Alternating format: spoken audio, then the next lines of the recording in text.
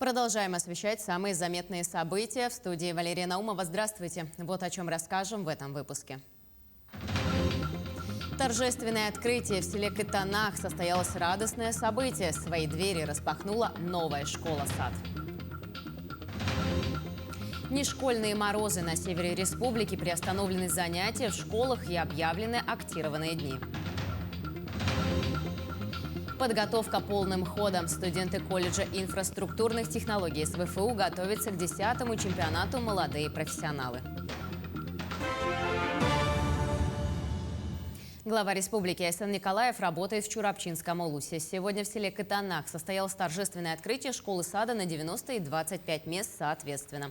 Строительством двухэтажного здания занималась строительная компания «Восток». Глава Якутии поздравил с вводом социального объекта и вручил сертификат на автобус директору школы Вячеславу Яковлеву. Для селян событие долгожданное и радостное. Из школы села Кытанах вышли народный писатель Василий Семенович Яковлев-Далан, заслуженный тренер РСФСР, заслуженный учитель ЯС СССР Дмитрий Коркин, известный художник Афанасий Собакин. Также сегодня, 2 декабря, в селе Деринг зажжется факел, знаменующий начало газификации второго по численности населенного пункта в Чурапчинском улусе. Первые семьи уже подключились к сетевому природному газу по программе социальной газификации. Население села составляет более 1000 жителей. Подведение газа к границам земельного участка для граждан будет бесплатно по программе социальной газификации.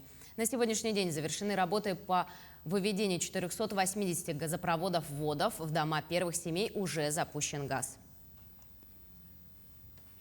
Пресс-секретарь президента России Дмитрий Песков заявил, что ежегодная большая пресс-конференция Владимира Путина состоится 23 декабря в очном формате. Однако из-за ковидных ограничений лимит по числу представителей СМИ, которые будут очно присутствовать на мероприятии, установлен в количестве 500 человек. Их определит Кремль. Приглашены будут федеральные СМИ, которые работают по президентской повестке, зарубежные и региональные СМИ. В Якутске продолжает работу форум Дальневосточного федерального округа «Государственное управление про людей-2021». Поддержку проекту оказало Министерство по развитию Дальнего Востока и Арктики. Участие приняло более 300 человек, в том числе и представители всех субъектов округа, Центр управления и представительства регионов. Цель форума – поделиться успешными и современными практиками государственного управления и распространить их в своих регионах. Центры управления регионов, региональные проектные офисы сегодня так или иначе являются либо фронт-офисами, либо внутри системы работают. И вся эта работа нацелена на людей, на то, чтобы сервисы, услуги, жизнь на территории была лучше.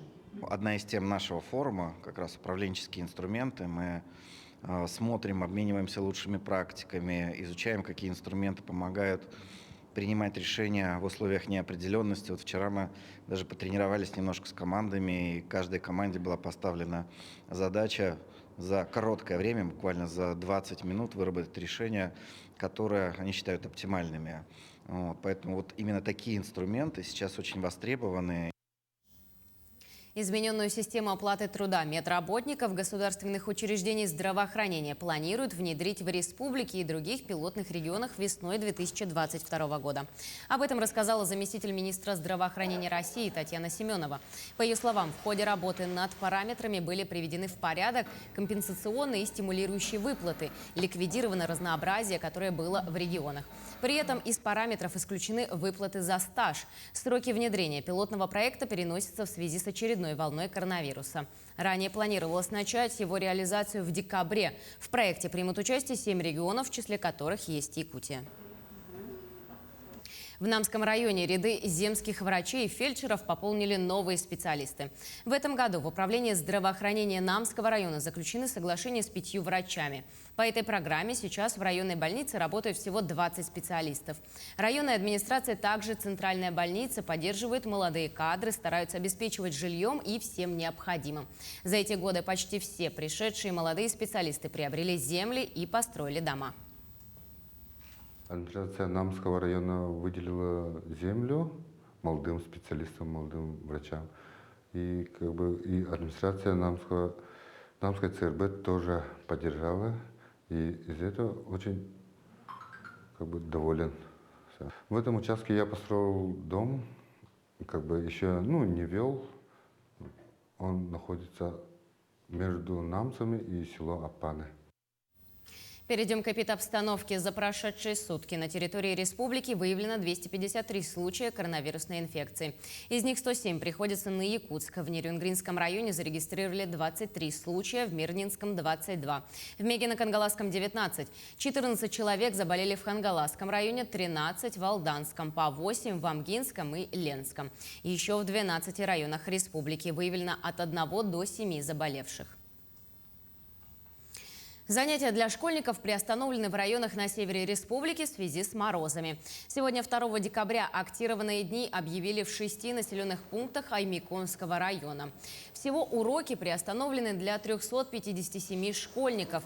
Также в селе Хану Момского района не учатся дети с 1 по 5 класс. Там зафиксирована температура минус 48 градусов. В Устьянском районе в поселке Усть-Куйга температура опустилась до минус 53 градусов. В селе Сайлык до минус 49.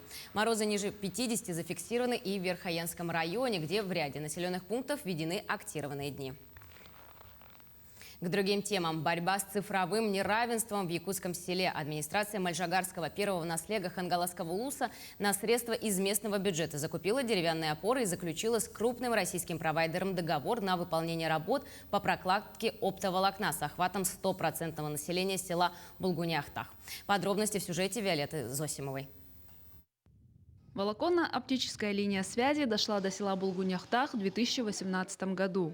Это был прорывной год, когда высокоскоростной интернет стал доступен жителям отдаленных сел Улуса. Но не всем. На сегодняшний день в Булгуни-Ахтахе к оптоволокну подключены около 90 домов, расположенных в центре села. А жители дальних микрорайонов вынуждены довольствоваться мобильным интернетом, который здесь работает с перебоями. Так как наше село Булгуни-Ахтах, само название говорит о том, что у нас и низменности, и высоты, и покрытие сотовой связью у нас в некоторых районах очень плохое. Необходимость в быстром и стабильном интернете остро почувствовали во время пандемии семьи с детьми-школьниками. В том числе многодетная семья Натальи Федоровой, которая проживает в микрорайоне Молодежный. У Натальи сын второклассник и подрастают еще 2 детей. Сама она также является учителем, поэтому понятие «дистанционная учеба» для нее не пустой звук. Сейчас мы подключаемся через телефон, через личную точку доступа. Подключаемся и так и к ноутбуку, к смарт-телевизору. И как сеть ловит здесь? Сеть сменили много операторов. Сейчас у нас Билайн более или менее ловит. И когда вот погода холодная, тоже нормально, да? Но вот когда с наступлением весны, летом абсолютно здесь вообще нету интернета. Администрация наслега решила поддержать своих жителей и предусмотрела в бюджете средства на закупку 120 деревянных опор высотой 12 метров, которые были вычищены от коры сельчанами во время многочисленных субботников, а затем установлены вдоль улиц села. После этого сейчас уже работники Ростелекома проводят свое оптоволокно. И до конца года, до Нового года у нас уже должна быть возможность у всех жителей подключиться к интернету. В состав Мальжигарского первого наслега также входит небольшое островное село Тайонары. К сожалению, туда оптоволокно еще не дошло, но на следующий год администрация наслега планирует установить там вышку 4G. Виолетта Зосимова, Федор Тарасов, Хангаласский улус. Социальные проекты представили некоммерческие организации на конкурсе гранта главы в Амгинском районе. Всего со всех наслегов района было подано 23 заявки, из них прошли отбор 13 проектов некоммерческих организаций. В заключительном этапе приняли участие эксперты из ресурсного центра и поддержки детских и молодежных социальных инициатив республики. По результатам защиты проектов специалисты взяли под кураторство несколько НКО. Их в дальнейшем планируют выдвинуть на республиканские и федеральные конкурсы. Зарегистрированных НКО 28 и 5 некоммерческих организаций еще на стадии регистрации. На сумму 250 тысяч Алтанский наслег, НКО Алтанского наслега, на сумму 100 тысяч Эмисский и Медникинский наслег, и из Чапчелганского наслега на 50 тысяч рублей. Студенты колледжа инфраструктурных технологий СВФУ готовятся к 10-му чемпионату «Молодые профессионалы» регионального этапа. В учебном заведении в неделю 2-3 раза проводятся тренировочные занятия и сборы. Молодые люди оттачивают свои навыки и совершенствуют мастерство. Отмечу, что студенты колледжа впервые приняли участие в профессиональном чемпионате еще в 2013 году. С тех пор успешно показывают свои умения. Так, например, Александр Атаков занял 3-е место в национальном финале WorldSkills. В этом году более 40 студентов будут участвовать по 22 компетенциям в региональном туре. В том числе активно готовятся в компетенции по информационной безопасности. Ребята занимаются по этой компетенции защитой информации, то есть внутри компании, для того, чтобы данные не утекли наружу. Ведь работники компании могут слить информацию не только специально, но и случайно. Да? То есть отправить информацию письмом, оно окажется секретным. Вот, и участники делают так, чтобы эта информация не ушла за пределы этой самой компании.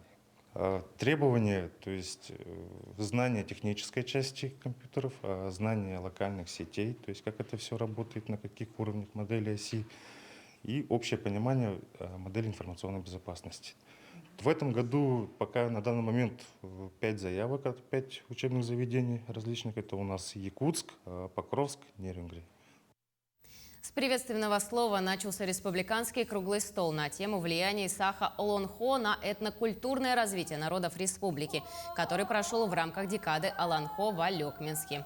Были обсуждены вопросы актуальности проведения Исаака и проблемы привлечения к участию в мероприятиях населения в национальном празднике. Также немаловажным вопросом был вопрос влияния Олонхо на воспитание подрастающего поколения. Круглый стол проходил как в онлайн-формате с подключением Министерства культуры республики и театра Олонхо, так и в офлайн. По итогам круглого стола будут выпущены рабочие материалы и рекомендации. Состоялся грандиозный праздник Исых Олонхо. Нам было интересно, какие впечатления, что участники, люди, которые участвовали на этом мероприятии, взяли из этого Исыха себе на вооружение, что им дало это мероприятие. К этой минуте у меня все. Мы продолжим говорить о новостях на телеканале Якутия-24. Оставайтесь с нами.